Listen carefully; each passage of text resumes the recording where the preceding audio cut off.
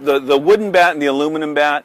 The aluminum bats are getting closer to the wood bat because they're deadening them, and you know, I got a hard time with college programs. I'm sure that they swing a lot of wood during the off season to get a great swing.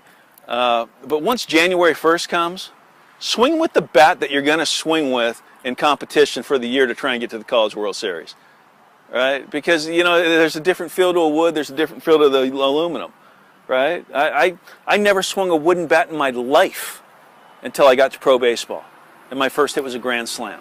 So I'm not sure that there's that big a difference if you could play. I mean, if you have a good swing, I mean, the bat's probably, I don't even think they're any lighter now. Well, a wooden bat, and most pro guys, they're swinging, minimum of a 31 ounce.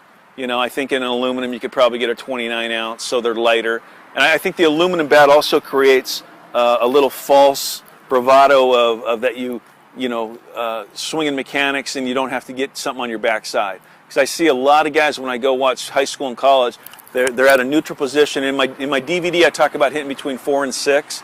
The pitcher's out there at 1, catcher's back here at 10. Here's my neutral stance at 5.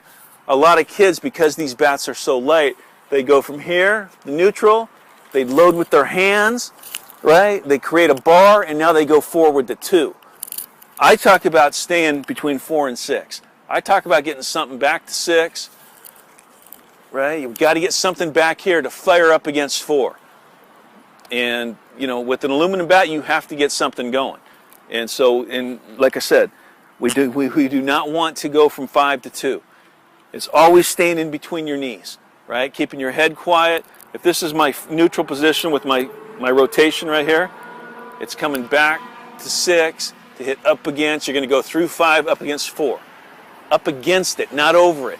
See, I was a lunger, so I had to protect against getting out too far.